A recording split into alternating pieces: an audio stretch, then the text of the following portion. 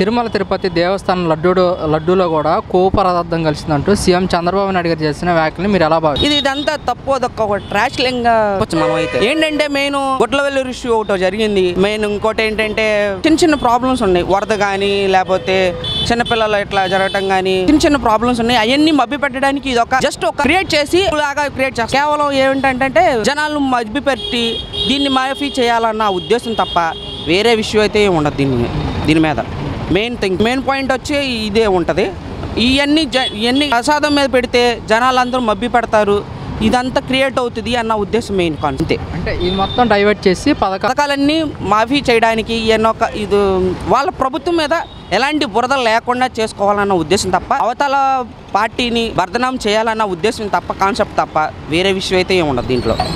అంతే. క్వాలిటీ చెక్లు జరగకుండా మెయిన్ బయటకు వచ్చే పరిస్థితి అయితే ఉండదు. ఎందుకంటే కేంద్ర ప్రభుత్వం నాయకులు ఉన్నారు, దీంట్లో బీజేపీ నాయకులు ఉన్నారు, ప్లస్ వైసీపీ నాయకులు ఉన్నారు, లేరని నేను అన్నాను. కానీ దీంట్లో ఇప్పుడు ఉన్న ప్రభుత్వ వైసీపీలో ఉన్న వాళ్ళు నాయకులే టీడీపీలోకి ఉన్నారు. వాళ్ళు బాధ్యత అవుతారు కదా, దాన్ని కన్సల్ట్ చేయాలి కదా. మరి చేయకుండా ఇవన్నీ ఓన్లీ ఒక వైసీపీ ప్రభుత్వం మాత్రమే చేశారనేది చాలా రాంగ్, తప్పు నా అభిప్రాయం. అయితే వైసీపీ అంటున్నమాట ఏంటంటే ఈ లడ్డూ ప్రసాదంలో ఎటువంటిది కల్తీ జరగలేదు, మేము సిద్ధము, చంద్రబాబు నాయుడు గారి కుటుంబం మొత్తం కూడా ప్రమాణం చేయడానికి సిద్ధం అంటూ కూడా వాళ్ళు అంటున్నారు. మరి వాస్తవే కదా, తప్పు చేయనప్పుడు వాళ్ళు అలాగే మాట్లాడతారు. మరి జగన్ గారు చేస్తే తప్పు లేదు కదా, మరి అందుకని తప్పు లేదని చెప్పుకుంటున్నారు. చంద్రబాబు కూడా మరి దానికి ఛాలెంజ్ చేశారు కదా, దాన్ని కూడా ఒప్పుకోమని చెప్పండి చంద్రబాబు గారిని కూడా.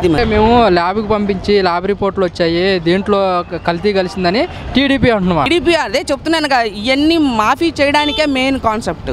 టీడీపీ వాళ్ళ ప్రయత్నాల్లో వాళ్ళు ప్రయత్నం చేస్తున్నారు అంతే. అది కొవ్వు పదార్థం కలిసింది అనేది ఒక బూటకం మాట. అన్న ప్రసాదంలో అలా కలిపే అవకాశం ఉంటుంది అంటారా? అవకాశం అనేది ఉండదు. ఎందుకంటే నేను ఇప్పటికి చాలా సార్లు వెళ్ళుంటాను, ఎప్పుడు జరిగింది లేదు. అంటే క్వాలిటీ చెకింగ్ అనేది ఉంటుంది వాళ్ళకి. 4 రకాల క్వాలిటీ చెకింగ్లు ఉంటాయి. ఆ క్వాలిటీ చెకింగ్ తర్వాతే లడ్డు తయారీకి వెళ్తారు. ఆ క్వాలిటీ తయారీలోకి వెళ్ళిన తర్వాత చేస్తారు ఇది లడ్డు. వీళ్ళు చెప్పారని చెప్పి జనాలు కూడా పిచ్చోళ్ళలాగా చేస్తారు. ఏం లేదు. అంటే మీరు కూడా వెళ్ళారని చెప్తున్నారు, అక్కడ ఎలా ఉంది లడ్డు ప్రసాదం? మీరు తిన్నారు కదా, ఎలా ఉంది? ఏం మారలేదు, ఎలా ఉందో అలాగే ఉంది. ఫస్ట్ నుంచి ఎలా ఉంది, ఇప్పుడు అలాగే ఉంది. పెద్ద తేడా ఏం లేదు.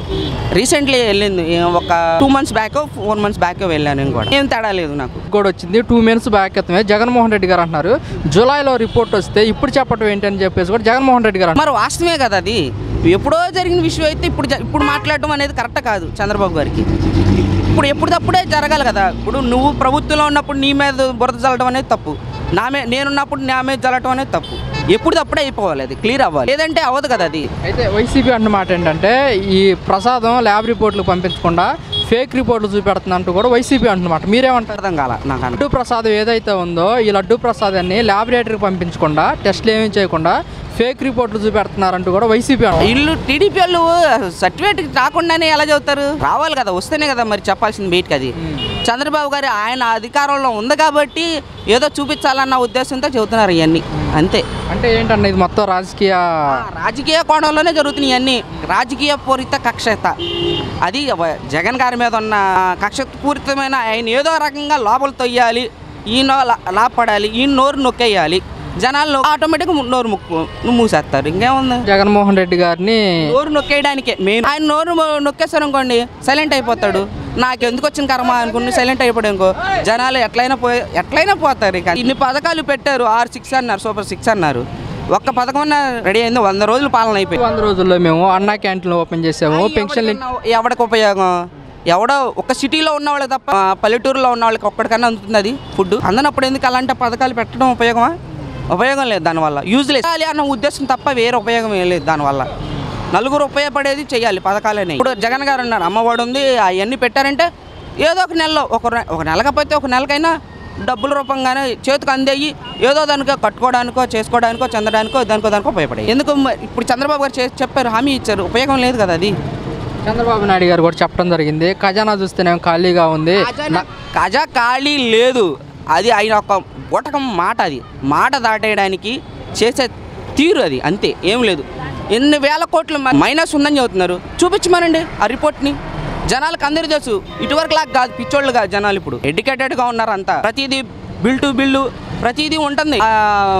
ఇదేంటి అసెంబ్లీలో స్క్రీన్ మీద పెద్ద స్క్రీన్లో చూపించాడు జగన్ గారు, నీవే చూపించాయని చంద్రబాబు గారు చూపించాలి కదా, అది చూపినప్పుడు ఇంకెందుకు మాట్లాడడానికి రైటే లేదు. కాదు, ఇప్పుడు ఈ సూపర్ 6 ఏవైతే పథకాలు చెప్పారో ఈ పథకాలు అమలు చేయకపోతే మరి ప్రభుత్వం మీద వ్యతిరేకత వచ్చే అవకాశం ఉంది కదా. ఖచ్చితంగా వ్యతిరేకత వస్తుంది. అందుకే ఇప్పుడు ఎన్నికలు వస్తున్నాయి కాబట్టి ఆయన దాని గురించి మాట్లాడడానికి రైట్గా ఏదో సిలిండర్ 1, 2 వేయడానికి సిద్ధపడుతున్నాడు. దీపావళి నుంచి ఇస్తామా?